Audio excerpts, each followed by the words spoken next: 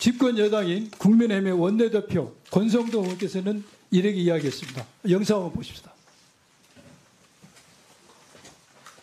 경찰에도 경고합니다. 경찰이 시민을 내동댕이 치고 시민의 카메라가 장착된 삼각대를 발로 걷어차는가 하면 시민을 방패로 내리찍고. 예, 방금 들으셨죠? 권성동 원내대표는 이번 시대의 폭격 습동이 경찰의 과잉 진압과 경찰의 책임이 있다는 취지의 말씀이었습니다. 이 말이 맞습니까? 뭐 그거는 사실과 다르다고 생각합니다. 사실과 다릅니까? 예, 동의하지 않습니다. 동의하지 않는다. 예, 됐습니다. 다음 영상 한번 봅시다.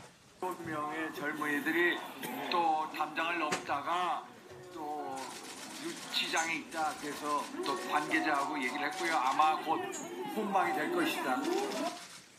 방금 잘 보셨죠? 이건 윤상현 의원이 국힘의 윤상현 의원이 18일 저녁에 영장 발부에 대해서 신문에 대해서 반대하는 시위대들 17명이 서부지법 월담을 하다 체포됐죠. 거기에 대해서 거기에 모인 시위대들이 한 이야기입니다. 내가 경찰 관계자에게 이야기해서 훈방 조치하기로 했다. 그리고 여기에 모인 외국 시민들에게 감사드린다는 이야기를 했어요. 제가 질문하겠습니다. 차장님, 경찰서에서 경찰이 윤상현 의원에게 이런 중대한 범죄를 저지르는 자들을 훈방했다고 약속한 사실이 있습니까? 그런 사실 없는 걸로 알고 있습니다. 예. 만약 이걸 훈방한다면은 제2의 내란의 행동 범죄를 훈방할 수도 없는 것이죠. 만약 그런 사실 확실히 없어요?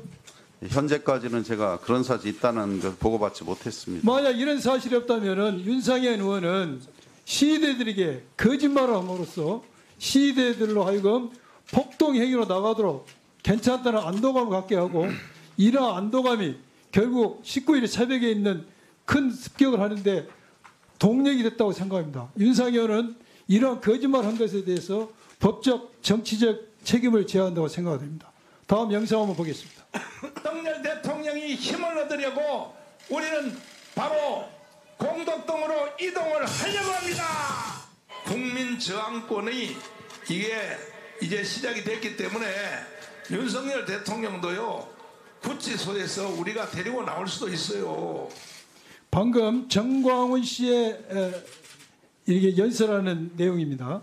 이거 외에도 정광훈 목사는 사랑의 제일교회에서 예배를 통해서 또 여러 유튜브를 통해서 이러한 국민에게 저항권이 인정되기 때문에 구치소에서 강제로 윤석열 씨를 데리고 나와야 된다, 나올 수 있다. 또 이 나라를 망했다, 고쳐 쓸 수도 없다, 이런 발언을 했습니다. 이러한 발언들은 현행법상 정치적 표현의 자유를 넘어서서 현행법상 많은 실정법 위반이 되고 있습니다. 특히 이러한 발언은 내란의 선전선동에 해당될 가능성이 아주 높습니다. 또한 오늘인가 일부 시민단체에서 정광훈 씨를 내란 선전선동 혐의로 고발을 한 거 알고 있습니다.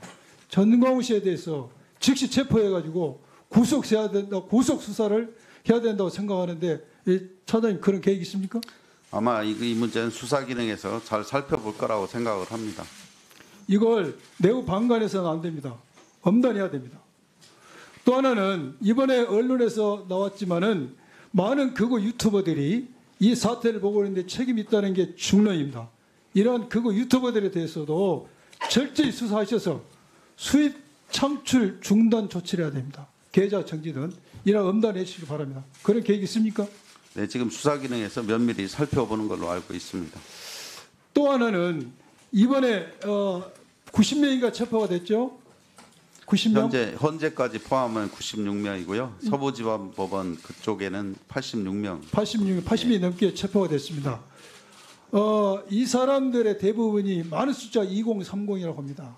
그래서 저희들은 이번에 체포되고 영장이 청구된 젊은이들이 지난 한남동 관제에서 윤석열 피의자 체포 제지할 때 동원된 사람들은 아닌가 하는 강한 의심을 가지고 있어요.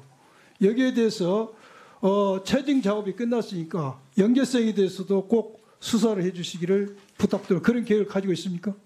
아직 확인되진 않았지만 뭐 수사기능에서 여러 가지 상황에 대해서 확인 작업 중에 있는 걸로 알고 있습니다.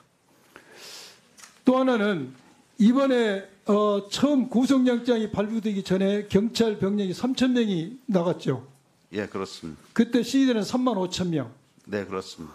그런데 영장 신문이 끝나고 는 시위대가 1,300명으로 줄어들고 경찰 병력 1,000명으로 줄였습니다. 네, 그리고 3시부터 이게 폭동이 일어나기 시작했어요. 그리고 이걸 진압하다 안 되니까 5시 반에 완전 진압봉으로 기동대가 들어왔습니다.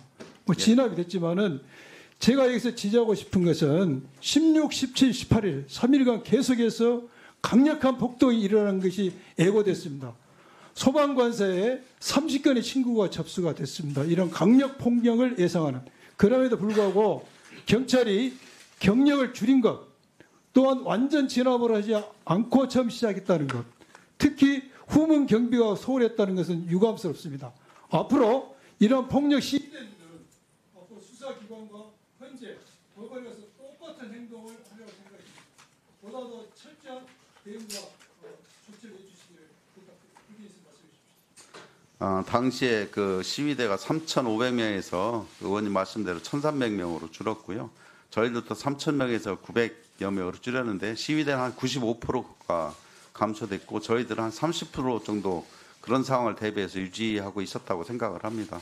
그래서 사방 그 서부지방법 담장 주변으로 충분한 경력과 인력을 배치했는데도 불구하고 이런 난동이라든가 이런 거에 대해서 벽돌 던지고 하다 보니 거기에 대해서 거의 배치된 인력이 좀 역부족이었던 것 같습니다. 그래서 저희들이 앞으로는 이런 일이 없도록 경력이나 이런 걸 잘 운영하도록 하겠습니다.